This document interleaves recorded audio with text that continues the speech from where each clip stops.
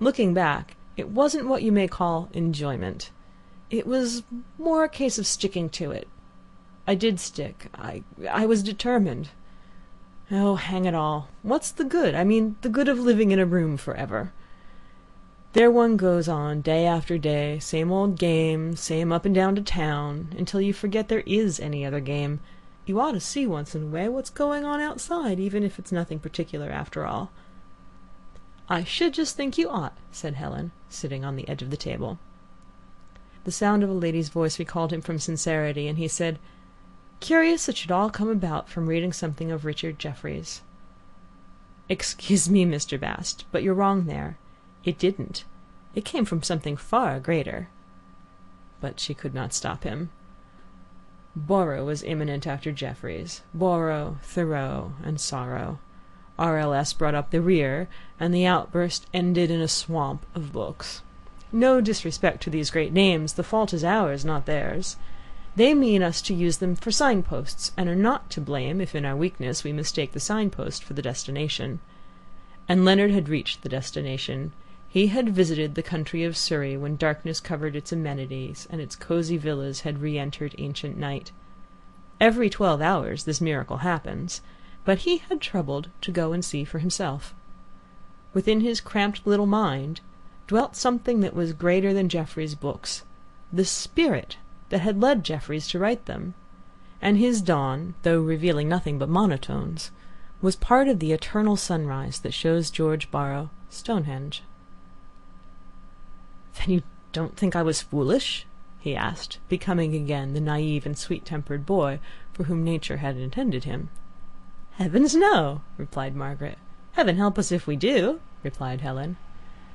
"I'm very glad you say that. Now my wife would never understand, not if I explained it for days." "No, it wasn't foolish," cried Helen, her eyes aflame.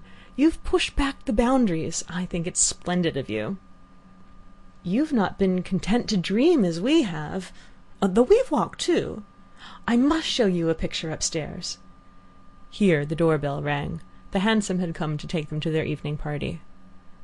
"Oh, bother, not to say dash. I'd forgotten we were dining out. But do come round again and have a talk." "Yes, you must do," echoed Margaret. Leonard, with extreme sentiment, replied, "No, I shall not. It's better like this." "Why better?" asked Margaret. "No, it's better not to risk a second interview. I shall always look back on this talk with you as one of the finest things in my life. Really, I mean this. We can never repeat.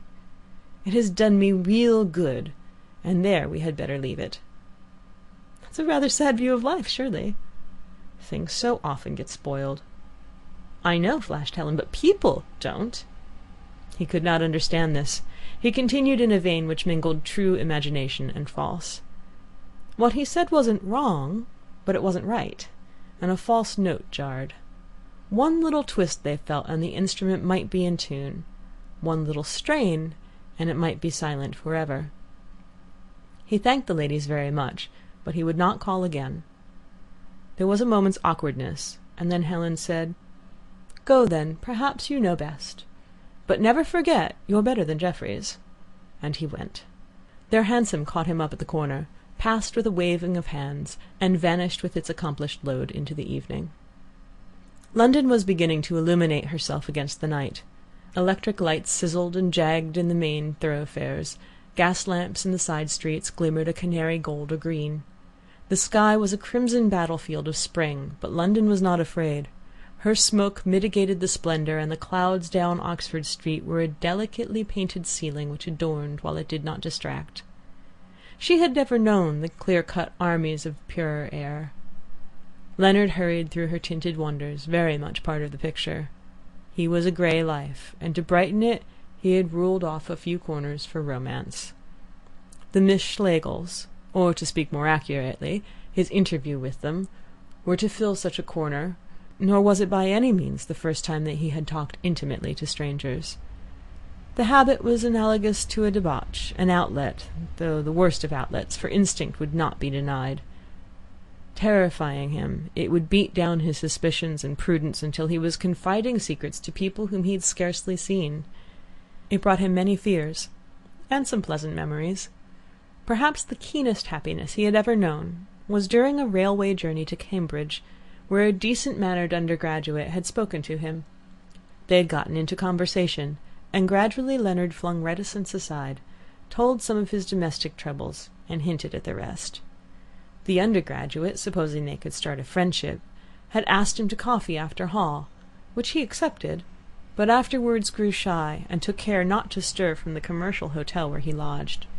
He did not want romance to collide with the Porphyrion, still less with Jackie, and people with fuller, happier lives are slow to understand this. To the Schlegels, as to the undergraduate, he was an interesting creature of whom they wanted to see more, but they to him were denizens of romance, who must be kept to the corner he had assigned them, pictures that must not walk out of their frames. His behaviour over Margaret's visiting card had been typical. His had scarcely been a tragic marriage. Where there is no money and no inclination to violence, tragedy cannot be generated. He could not leave his wife, and he did not want to hit her. Petulance and squalor were enough. Here that card had come in. Leonard, though furtive, was untidy and had left it lying about. Jackie found it, and then began, "What's that card, eh?" "Yes, don't you wish you knew what that card was?" "Len, who's Miss Schlegel?" etc. Months passed, and the card, now as a joke, now as a grievance, was handed about, getting dirtier and dirtier. It followed them when they moved from Cornelia Road to Tulse Hill. It was submitted to third parties. A few inches of pasteboard, it became the battlefield on which the souls of Leonard and his wife contended. Why did he not say, "A lady took my umbrella, another gave me this that I might call for my umbrella"? Because Jackie would have disbelieved him? Partly, but chiefly because he was sentimental. No affection gathered round the card, but it symbolized the life of culture that Jackie should never spoil. At night he would say to himself, "Well, at all events, she doesn't know about that card. Yep, done her there."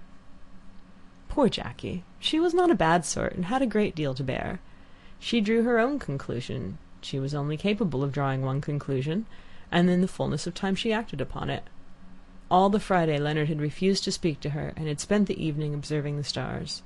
On the Saturday he went up, as usual, to town, but had not come back Saturday night, nor Sunday morning, nor Sunday afternoon. The inconvenience grew intolerable, and though she was now of a retiring habit, and shy of women, she went up to Wickham Place. Leonard returned in her absence. The card, the fatal card, was gone from the pages of Ruskin, and he guessed what had happened. "Well," he had exclaimed, greeting her with peals of laughter, "I know where you've been, but you don't know where I've been." Jackie sighed, and said, "Len, I do think you might explain," and resumed domesticity. Explanations were difficult at this stage, and Leonard was too silly, or it is tempting to write too sound a chap to attempt them. His reticence was not entirely the shoddy article that a business life promotes, the reticence that pretends that nothing is something and hides behind the Daily Telegraph. The adventurer also is reticent, and it is an adventure for a clerk to walk for a few hours in darkness. You may laugh at him, you who have slept nights on the veldt with your rifle beside you and all the atmosphere of adventure past, and you may also laugh who think adventure silly. But do not be surprised if Leonard is shy whenever he meets you, and if the Schlegels, rather than Jackie, hear about the dawn. That the Schlegels had not thought him foolish became a permanent joy. He was at his best when he thought of them. It buoyed him as he journeyed home beneath the fading heavens. Somehow the barriers of wealth had fallen, and there had been, he could not phrase it, a general assertion of the wonder of the world. My conviction, says the mystic, gains infinitely the moment another soul will believe in it. And they had agreed that there was something beyond life's daily grey. He took off his top hat and smoothed it thoughtfully.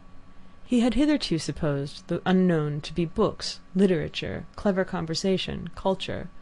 One raised oneself by study, and got up sides with the world.